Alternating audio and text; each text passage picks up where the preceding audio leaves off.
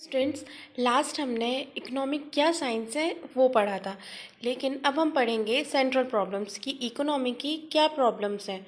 ठीक है, तो मीनिंग पढ़ते हैं।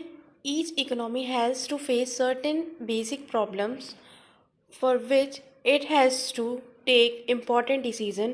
These are called central problems. ठीक है, तो यहाँ पे बताया गया है कि हर इकोनॉमी को कुछ ना कुछ प्रॉब्लम फेस करनी पड़ती हैं। ठीक है, जो कि बेसिक प्रॉब्लम रहती है, हर इकोनॉमी को फेस करनी पड़ती है और उसको सेंट्रल प्रॉब्लम ऑफ इकोनॉमी कहा जाता है। ठीक है, तो जो प्रोफेसर सैमुअल्सन है उन्होंने क्लासीफाइड किया है इसको 3 तरीके से। अब हम जानेंगे फर्स्ट क्या है, what to produce, second is how to produce, and third is for whom to produce. What to produce means एक इकोनॉमी है और उसमें क्या प्रोड्यूस करें।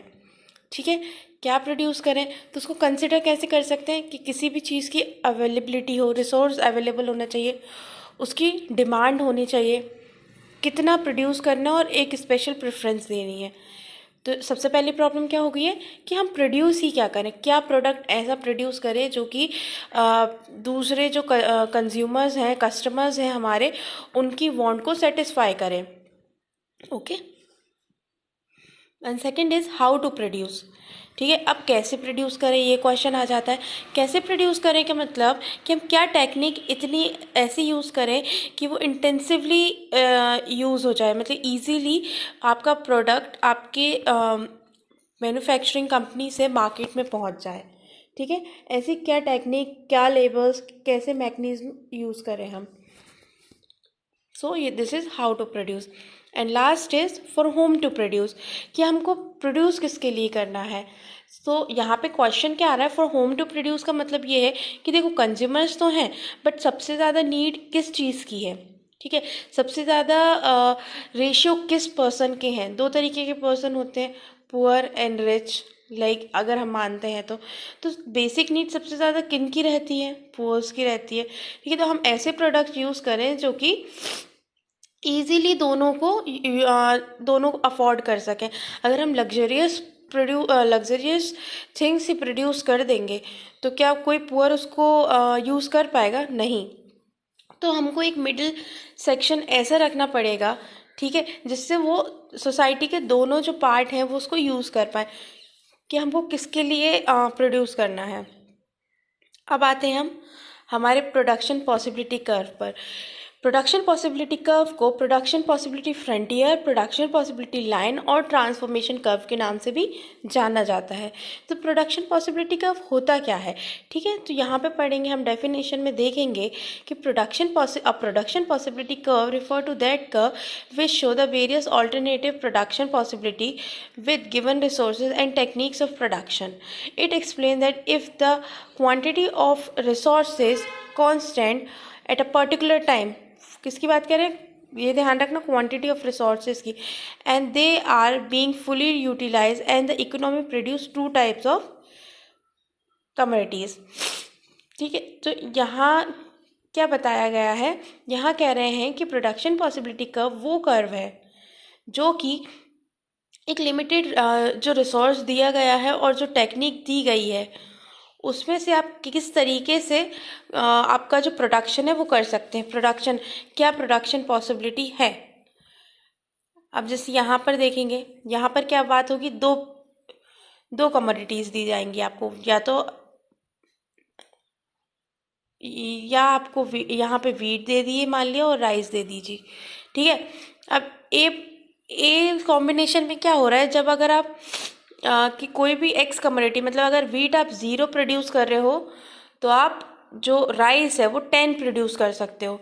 जैसे ही आपने एक का कंजम्पशन बढ़ाया, 1 यूनिट का कंजम्पशन बढ़ाया, तो यहाँ पर 2 यूनिट की कमी हो गई। ठीक है, बात क्या हो रही है, आपके पास रिसोर्सेज लिमिटेड है, ये 5 है और ये 10 है, मतलब यहाँ पे 5 = 10 का रेशियो इतना ही है। अब आप इसको किस तरीके से प्रोड्यूस कर रहे हो ये आपके ऊपर है। ओके, नाउ अगर प्रोडक्शन पॉसिबिलिटी कर्व है तो अजम्पशंस भी होंगे। अजम्पशंस वो होते हैं, उनको कहा जाता है जो कि किसी भी चीज़ में होना नेसेसरी है। मतलब प्रोडक्शन पॉसिबिलिटी कर्व है तो ये चीज़ें जो दी गई हैं वो होना नेसेसरी है। तो फर्स्ट क्या कहता है, a firm can produce 2 commodities, firm को कम से कम 2 कमोडिटीज़ तो प्रोड्यूस करनी पड़ेगी, तभी जाके वो इन डिफरेंट प्रोपोर्शन, तभी जाके वो प्रोडक्शन पॉसिबिलिटी कर्व कहा जाएगा। द पीरियड इज शॉर्ट, तो इसको शॉर्ट पीरियड में गिना जाएगा हमेशा, ज़्यादा से ज़्यादा 1 साल, ठीक है। Third is it is taken from granted that the economy enjoy the state of full employment, तो यहाँ पर हमेशा फुल एम्प्लॉयमेंट की बात की जाएगी। The quantity of factor of production is constant, but they can be transferred from one use to another in limited quantity. जो factor of production है वो तो लिमिटेड है, कांस्टेंट है, मतलब स्थिर है, बट वो ट्रांसफ़र हो सकता है एक जगह से दूसरी जगह, ठीक है। और जो टेक्नोलॉजी है वो भी चेंज नहीं होगी। हम ये मानेंगे कि ना टेक्नोलॉजी चेंज होगी, ना फैक्टर ऑफ प्रोडक्शन चेंज होंगे, फुल एम्प्लॉयमेंट देखा जाएगा, कम पीरियड के लिए होगा, शॉर्ट पीरियड के लिए, और 2 कमोडिटीज़ होंगी, तभी जाके क्या बनेगा आपका प्रोडक्शन पॉसिबिलिटी कर्व। सॉरी, अब है अपॉर्चुनिटी कॉस्ट, ठीक है। अब अपॉर्चुनिटी कॉस्ट क्या होता है, तो यहाँ पे मीनिंग देखते हैं सबसे पहले। The term opportunity cost is also known as alternative cost और ट्रांसफर कॉस्ट और डिस्प्लेसमेंट कॉस्ट। तो अपॉर्चुनिटी कॉस्ट को क्या क्या नाम से जाना जाता है, alternative cost, transfer cost, displacement cost. Each factor of production can be put to several use. Since each factor of production is scarce in relation to demand, it cannot be fully used for all ends for social point of view using one factor of production.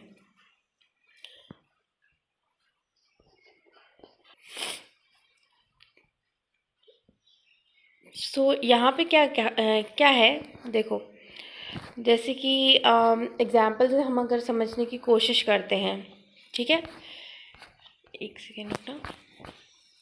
आपके पास 2 job हैं, ठीक है, आपके पास 2 job हैं, एक है ए और एक है बी, ठीक है। जो ए है इसकी सैलरी काफ़ी ज़्यादा है, मतलब इसकी सैलरी मान लो 60,000 है, ठीक है, और बी की वहीं पे सैलरी है 40,000, ओके यहाँ पे। बट जो ए है, जो आपकी जॉब ए है वो आपके घर से बहुत दूर है, शहर से बहुत दूर है, ठीक है, और आपको उसके लिए बाहर जाना पड़ेगा। लेकिन जो बी है वो आपके घर के बिल्कुल करीब है, ठीक है। तो अब आप क्या करते हो, यहाँ पर अगर बी जॉब को चॉइस करते हो, तो जो ए का जो सेक्रीफाइस किया है वो क्या है, वही आपकी एक अपॉर्चुनिटी कॉस्ट है, समझ गए। जो सेक्रीफाइस्ड वैल्यू है वही आपकी अपॉर्चुनिटी कॉस्ट है। सॉरी, अब इम्पोर्टेंस ऑफ अपॉर्चुनिटी कॉस्ट, तो इम्पोर्टेंस अगर हम देखते हैं तो मिनिमम रिटर्न्स है। अगर हम ऑब्वियसली जब दूसरी चीज़ को चुनेंगे फर्स्ट वाली प्रायोरिटी को छोड़ के, तो एक मिनिमम रिटर्न दे रही है हमको। Best utilization of resources, obviously best utilization of resources है, क्योंकि वो आपकी एक तो आपकी सहूलियत के अनुसार ही वो चेंज हो रही है, मतलब आप उसमें खुश हैं, ठीक है, तभी आप उसको चुन रहे हो।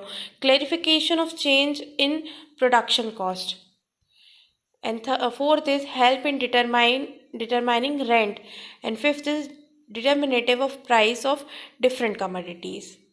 अब जब हम ये है तो लिमिटेशंस भी होंगी, ठीक है, इम्पोर्टेंस है उसके तो लिमिटेशंस भी होंगी। Factor are not always dynamic, जो फैक्टर्स होते हैं वो डायनामिक नहीं होते हैं।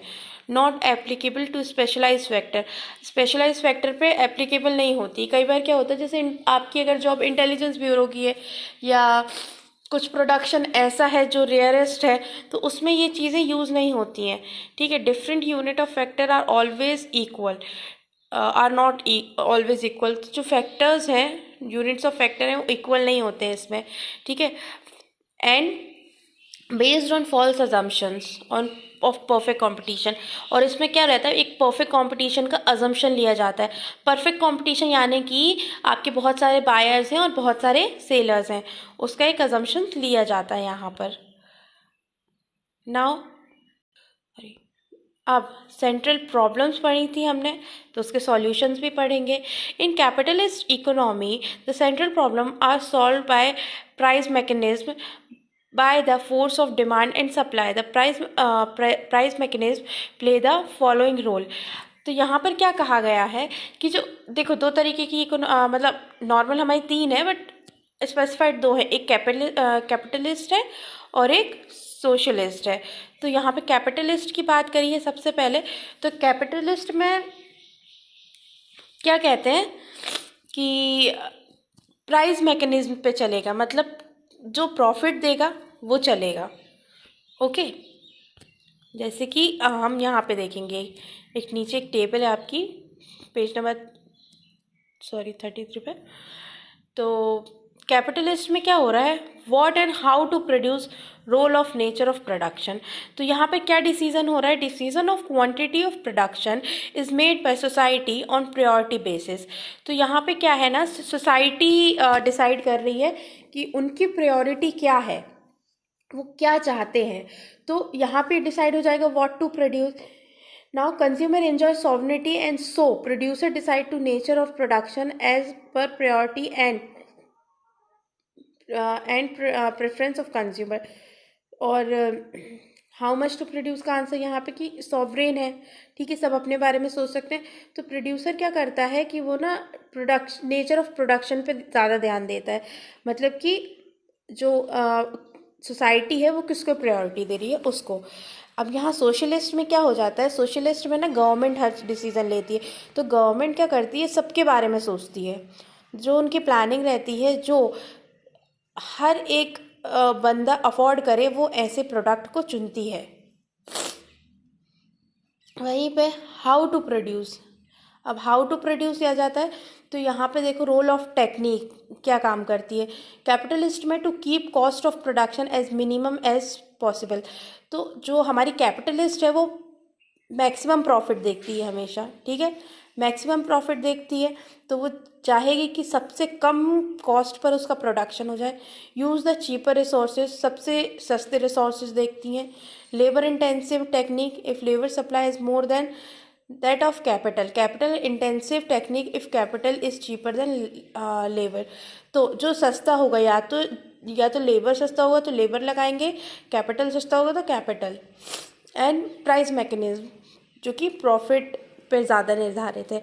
और यहीं पर सोशलिस्ट में अगर हम देखें तो सोशलिस्ट में क्या है, decision are made by government sorry, तो decision are made by government, ठीक है, गवर्नमेंट डिसाइड करती है। ऑप्टिमम यूज़ ऑफ रिसोर्स, मतलब एक मिनिमम यूज़ ऑफ रिसोर्स तो होना ही चाहिए।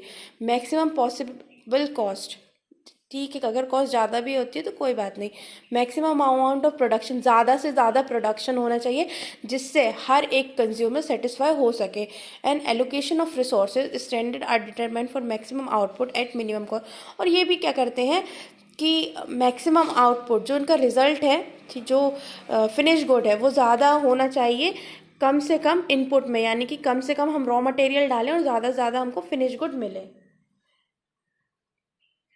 Last is for whom to produce, हम किसके लिए प्रोड्यूस कर रहे हैं। तो यहाँ पर पता चलता है कि role in the distribution of production, price mechanism bring about equality in the distribution of income, ठीक है। यहाँ पर क्या है कि जो इनकम डिस्ट्रीब्यूशन है वो इक्वल है, सभी का इक्वल है कैपिटलिस्ट में, क्योंकि हर बंदा अपने तरीके से काम कर रहा है, तो ऑब्वियसली डिस्ट्रीब्यूशन ऑफ इनकम है वो उसके लिए है। तो वो इजीली उसको डिमांड एंड सप्लाई के तरीके से काम करेगी, जितनी ज़्यादा डिमांड होगी उतना ज़्यादा प्रोडक्शन होगा। वहीं पर जो सोशलिस्ट है, सोशलिस्ट में क्या होगा कि यहाँ पे प्राइस डिस्ट्रीब्यूशन इक्वल तो नहीं है, ठीक है, कोई गरीब भी है और कोई अमीर भी है, ठीक है, और यहाँ पे हर चीज़ गवर्नमेंट। तो अगर कोई एक अथॉरिटी है वो बांटती है, ठीक है, तो वो क्या करती है, सोशल जस्टिस करती है कि सभी को, हर एक बंदे को एक सी चीज़ें मिले। Efficiency of person, determination of minimum wages by government, just and fair distribution होना चाहिए, ठीक है। होप सो आप समझे होंगे।